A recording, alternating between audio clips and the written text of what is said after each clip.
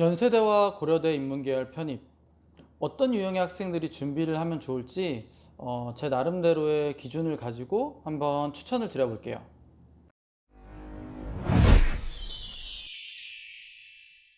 안녕하세요, 큐르르TV입니다. 경희대학교 논술 폐지, 너무나 갑작스럽게 결정이 되어버렸죠.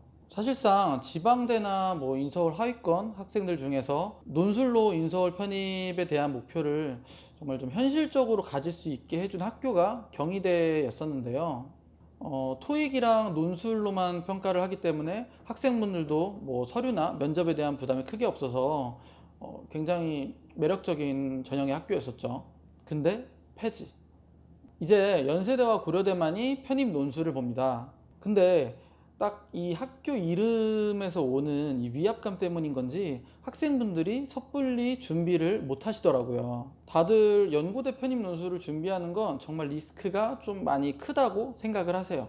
그래서 제 나름대로 한번 기준을 잡고 연고대 편입 논술을 준비하시는 데 있어서 좀 준비에 대한 결정을 내리시는 데 있어서 도움이 되시라고 영상을 한번 촬영해 보겠습니다. 일단 연고대 편입의 전형을 한번 보셔야겠죠. 첫 번째로 공인영어 점수가 필요합니다. 자격 요건이에요. 연대는 토익, 탭스, 토플 중에서 일정 점수를 요구하고요. 이거 중에 셋 중에서 한 가지만 충족하시면 되는 거예요. 어떤 분들 간혹 셋 다 준비해야 하냐고 이렇게 물어보시는 분들 있는데 아니고요. 고려대 같은 경우에는 토익을 제외한 탭스, 토플 중에서 일정 점수를 요구합니다. 토익을 제외시키는 부분이 좀 특징이죠. 그 다음에 편입 논술을 봅니다. 인문계열 같은 경우에는 인문 논술, 사회 논술 이렇게 두 가지로 나뉘어지고요. 여기서 3배수 내외를 선발하는데 그 말인즉슨 논술을 통과한 다음에는 3대1의 경쟁률이 되는 거죠. 논술을 잘 배우시면 그래도 1차 합격 비율은 꽤나 높더라고요. 네. 일반 편입의 경우는 경영대학 같은 경우에는 작년 기준 40대1의 경쟁률을 보이고 있고, 다른 학과들 같은 경우에는 20대1의 경쟁률을 넘는 것도 보이고 있고요. 그렇지만 학사 편입의 경우는 경쟁률이 정말 낮은 학과들도 많이 존재했어요. 작년 기준으로 10대 1이 넘는 학과들도 많지 않았고, 한 명 선발하는데 3명이 지원하는, 이론적으로는 그럼 당연히 셋 다 합격하는 그런 학과들도 몇 개 존재했어요. 한두 개가 아니라 그 이상 존재했어요. 연세대 같은 경우에는 학사 편입 경쟁률은 따로 표기되어 있지 않아요. 아예 그 선발 인원을 최대 모집 인원 이런 식으로만 하고 딱 몇 명 선발하겠다 이런 걸 써놓지 않아서 어떻게 집계를 할 수가 없고요. 일반 편입의 경우는 고려대에 비해서 다소 높은 경쟁률을 보이고 있습니다. 글쎄요, 이거는 뭐 때문일까요? 연세대는 편입 논술을 지원하면서 고대는 굳이 지원을 하지 않는다? 이런 케이스는 사실 많지 않을 거라고 생각되는데, 지원자 수가 거의 2배 차이가 나요. 작년 같은 경우 일반 편입 고려대 같은 경우에는 1640명, 연세대 같은 경우에는 3000명 정도가 지원을 했어요. 거의 2배가량의 차이가 나는데, 이건 제가 보기에는 공인영어 기준에서 이제 연대는 토익을 받아주지만 고려대 같은 경우에는 토익을 받아주지 않는다는 점, 이 때문에 이만큼의 큰 차이를 보인다고 생각이 들어요. 탭스가 사실 쉬운 난이도는 아니기 때문에 그 점에서 굉장히 많이 걸러진다고 보여져요. 자, 이제 1차를 통과했다면 이제 서류하고 면접이 문제겠죠. 3배수 전형이기 때문에 경쟁률 3대1, 서류하고 면접을 대충 준비한다고 해서 합격할 수 있을까요? 물론 그렇게 대강 준비했어도 합격한 사례들이 있긴 할 거예요. 없진 않을 거예요. 특히나 학사 편입의 경우는. 하지만 본인의 편입 합격 여부를 운에 기댄다는 거는 좀 아니라고 생각을 합니다. 무조건 6개월 이상 미리미리 준비를 하셔야 하고요. 다만 만약에 나는 편입영어 학교들을 주로 준비하면서 공인영어 점수 요건을 충족시킬 수 있기 때문에 편입 논술을 연고대 한번 운에 기대서 한번 지원해 보겠다 하시는 분들은 그렇게 지원하실 수도 있겠죠.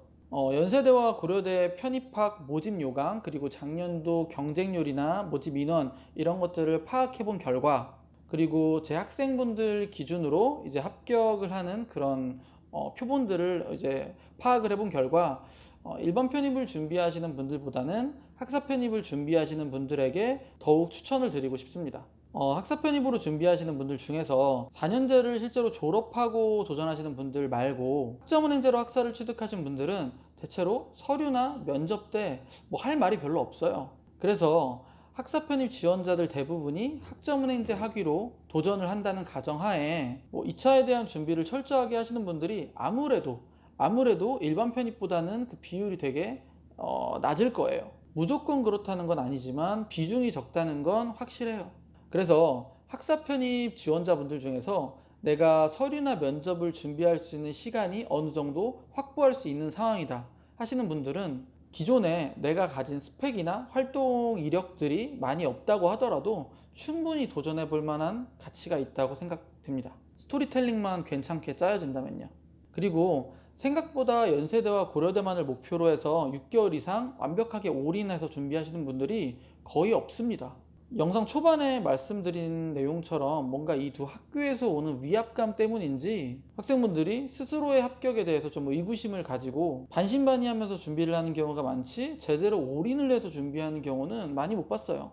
실제로 작년에 고려대학교 인문계열 학사 편입으로 합격한 학생 2명을 제가 알고 있는데 논술을 3개월 이상 6개월 미만으로 준비한 케이스들이고요. 그리고 대체로 서류나 면접을 처음부터 엄청 꼼꼼하게 완전히 올인해서 준비한 케이스가 아니었어요.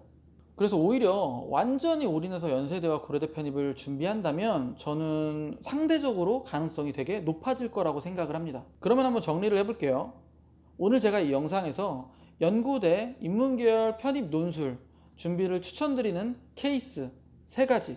첫 번째로 서류와 면접을 준비할 시간을 확보하실 수 있는 분들.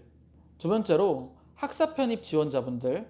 세 번째로 연세대와 고려대 편입에 올인하실 수 있는 지원자분들. 자, 오늘 내용 도움 되셨나요? 연세대와 고려대 인문계열 편입 정말 하늘의 별 따기 같이 느껴질 수도 있으실 텐데요. 생각보다 의외의 학생들도 합격을 많이 하고 있다는 점 여러분도 할 수 있습니다. 한번 도전해 보세요.